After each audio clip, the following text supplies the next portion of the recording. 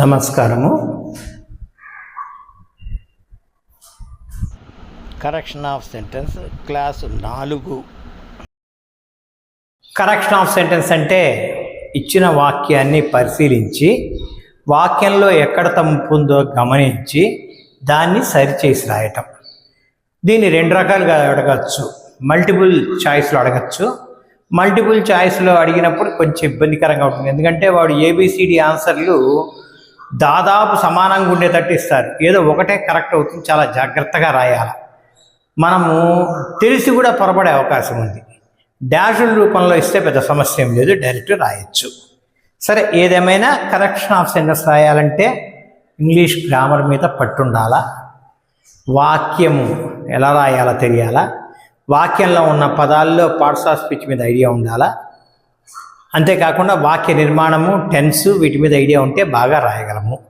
అయితే చాలా సులభం. ఏ రోజైనా మన గ్రామరు ఇంగ్లీష్ నేర్చుకోదలుచుకున్నప్పుడు ఇవి నేర్చుకుంటే చాలా సులభంగా ఉంటుంది. పైగా గరిష్టంగా మార్కులు కూడా దీంట్లో వస్తాయి. అందుకని జాగ్రత్తగా చూడండి. ఇది క్లాస్ 4గా చెప్తున్నాను. అనేక ఎగ్జాంపుల్స్ చెప్తున్నాను. వాటన్నిటిని కూడా మీరు పరిశీలించండి. ఇక్కడ చూడండి. ఒకటోది, number 1, Krishna's car looks better then Murali. ఇక్కడ వీడి ఉద్దేశం ఏంటంటే మురళి కన్నా కృష్ణ కారు చాలా బాగుంటుంది అనే ఉద్దేశం. అయితే ఇక్కడ జాగ్రత్తగా గమనించకండి. పోలిక ఎవరెవరికి? కృష్ణ కారుకి ఇక్కడ మురళి అండి. కృష్ణ కారుకి మురళికి పోలిక ఏమన్నా పెట్టచ్చా? మురళి యొక్క కారు మన ఉద్దేశం, అది ఉద్దేశం. కాబట్టి ఇక్కడ వాక్య నిర్మాణం తప్పు ఉంది. ఏంటంటే Krishna's car looks better than, ఇక్కడ దట్ ఆఫ్ అని ఉండాలి. దట్ ఆఫ్ అంటే మురళి యొక్క కారుతో పోల్చినప్పుడు కృష్ణుడి కారు బాగుంది. Krishna's car looks better than that of Murali, అది కరెక్ట్. కాబట్టి ఇక్కడ ఈ దట్టు లేకపోవడం ఎర్రర్ అవుతుంది. అది సరి చేసుకోండి. ఈ దట్టు ఉండాలి. దట్టు పెట్టి రాస్తేనే కరెక్ట్. రెండో చూడండి. అంటే ఇక్కడ పై దాంట్లో ఏమొచ్చిందంటే దెన్ దట్ ఆఫ్, ఇది వాస్తవంగా మురళి యొక్క కారుతో అని, కాబట్టి దెన్ దట్ ఆఫ్ అని రాయాల్సింది. రెండోది కూడా సేమ్ టు సేమ్ అదే. Climate of Simla is cooler than Ooty. Simla వాతావరణంతో ఊటీని పోల్చితేంది? ఊటీ వాతావరణాన్ని పోల్చాలి. కాబట్టి climate of Simla is cooler than that of అని ఉండిండాలి. లేకపోతే ఈ విధంగా చెప్పచ్చు, Simla is cooler than Ooty, no problem. Simla is cooler than Ooty, no problem. Climate of Simla is cooler than that of Ooty, correct. కాబట్టి ఆ విధంగా ఇక్కడ దేనికి సంబంధించి అని వస్తే అక్కడ దానికి సంబంధించి అని రాయాల్సి ఉంటుంది. మూడోది, the teacher made the students to work hard. ఇక్కడ ఇన్ఫినిటివ్లో వచ్చిన ఎర్రర్. మేడ్ అనేటువంటి వెర్బ్ తర్వాత టు వర్క్ అని రాకూడదు, ఈ టూ రాకూడదు. ప్లెయిన్ ఇన్ఫినిటివ్ లేదా బేర్ ఇన్ఫినిటివ్ రావాలి. అంటే ఇక్కడ టు ఇన్ఫినిటివ్ రాకూడదు. కొన్ని వెర్బులకి అవకాశం ఉంది, కొన్ని వెర్బులకి. అన్నిటికి కాదు, అన్నిటికి కరెక్ట్గా టూ వస్తుంది, కానీ ఇక్కడ మేక్ అనే వెర్బులో రాదు. Next number 4, the asleep children wake up suddenly. వీడి ఉద్దేశం ఏమైంటుందంటే పడుకున్న పిల్లలు ఒక్కసారిగా అంటే సడన్గా లేచారు అనే ఉద్దేశం. ఇక్కడ కొన్ని అంటే అస్లీప్ వీడి విశేషణంగా ఉపయోగించాడు. ఎలాంటి పిల్లలు? నిద్రపోతున్న పిల్లలు. కాబట్టి కొన్ని విశేషణాలు నామవాచకాలకు ముందు రాకూడదు అని ఇంగ్లీష్లో. అది చాలా విశేషణాలు నామవాచకానికి ముందే వస్తాయి. Red pen, good boy, tall girl, ఇవన్నీ నౌన్స్ ముందే వచ్చాయి. కానీ కొన్ని మాత్రము ఇట్ట ఉండే కొన్ని వెర్బులు, కొన్ని అడ్జెక్టివ్స్ మాత్రము నౌన్ తర్వాత రావాలా. ద చిల్డ్రన్ అస్లీప్ అని రావాలి. అంటే ఈ అస్లీప్ అనేది ఇక్కడి నుంచి తీసేసి ఇక్కడ పెట్టండి. The children asleep woke up suddenly. ఇలా నామవాచకం తర్వాత వచ్చేటువంటి విశేషణాలు ఇప్పుడు ఉన్నాయి. అస్లీప్, అఫ్రైడ్, ద ఆల్మైటీ, ఇలాంటి పదాలు ఇక్కడే రావాలి. అడ్జెక్ట్ అంటే నౌన్ తర్వాత రావాల్సి ఉంటుంది. He is Brave enough enough Brave కాదు. ఈజ్ బ్రేవ్ ఎనఫ్, వాడు ధైర్యవంతుడు, సరిపోయినంత ధైర్యం ఉంది. Is Brave enough to face the situation, పరిస్థితిని ఎదుర్కోవడానికి తగినంత ధైర్యవంతుడు అని చెప్పడం. 5th one, Telugu spoken in Andhra Pradesh. Telugu ఆంధ్రప్రదేశ్లో మాట్లాడబడుతుంది కాబట్టి తెలుగు స్పీక్స్ కానీ స్పోకన్ కానీ చెప్పకూడదు. Telugu is spoken, మాట్లాడబడుతుంది. పూర్తిగా ప్యాసివ్ వాయిస్. వెర్బ్ యొక్క మూడవ రూపానికి ముందర బీ ఫామ్ ఉండాలని చెప్పుకున్నాం కదా వాయిస్ చేంజ్లో, అదే ఇక్కడ అప్లికబుల్.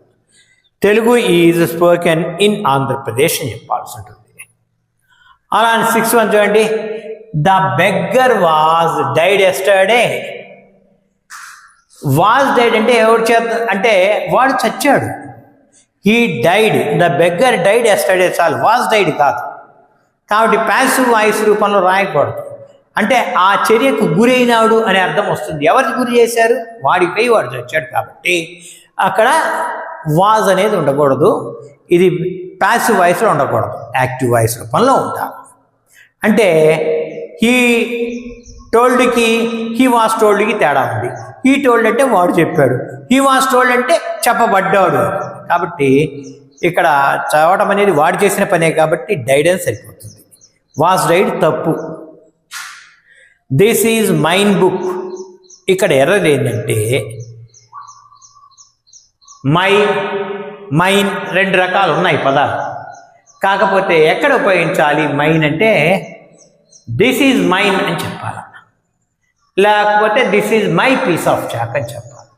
కాబట్టి ఇక్కడ దిస్ ఈజ్ మైన్ అని చెప్పడం తప్పు. This is my book.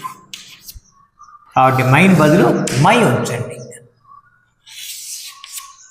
My, this is my book. ఇలా అంటే దిస్ బుక్ ఈజ్ మైన్ అని రాయొచ్చు,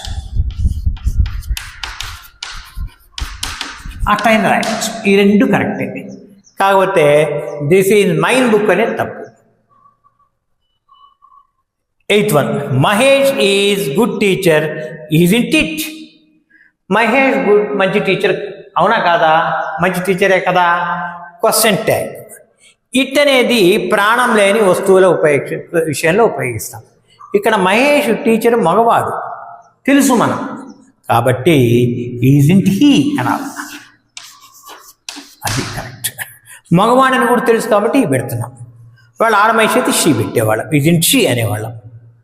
9, my father is telling stories at night. At night అనగా రాత్రి కూడా కథలు చెప్తాడు. ఇది హ్యాబిచువల్ యాక్షన్. వెర్బ్ టెన్స్ పరమైనటువంటి ఎర్రర్ కాబట్టి ఈజ్ టెల్లింగ్ కాకుండా టెల్స్ సరిపోతుంది. Sudha is good at Telugu and English both. ఈ బోత్ని జాగ్రత్తగా ఉపయోగించాలి. సుధా ఈజ్ గుడ్ ఎట్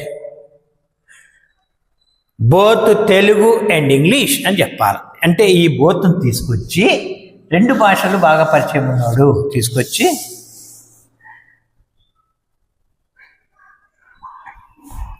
ఇక్కడ పెట్టాల్సి ఉంటుంది. ప్లేస్మెంట్ చిన్న చేంజ్ చేయాలి. ఆ విధంగా రాస్తే సరిపోతుంది.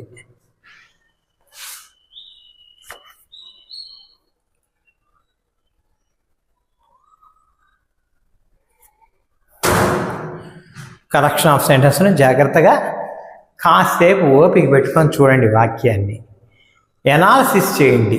ఏమి తప్పు ఉంటుందో గమనించండి. ఆ తప్పుని సరి చేసుకోండి. నేను ఇచ్చిన వాక్యాన్ని మొదట్లో మీకు ఎంటీగా బోర్డు చూపించాను. అక్కడే మీరు వీడియోని పాజ్లో పెట్టి ఆన్సర్ మీరు చేసుకొని తర్వాత నేను ఇచ్చిన వివరణతో సరిపోల్చుకోండి. ఆ విధమైన ఆలోచన మీకు వచ్చిందో లేదో చూసుకోండి.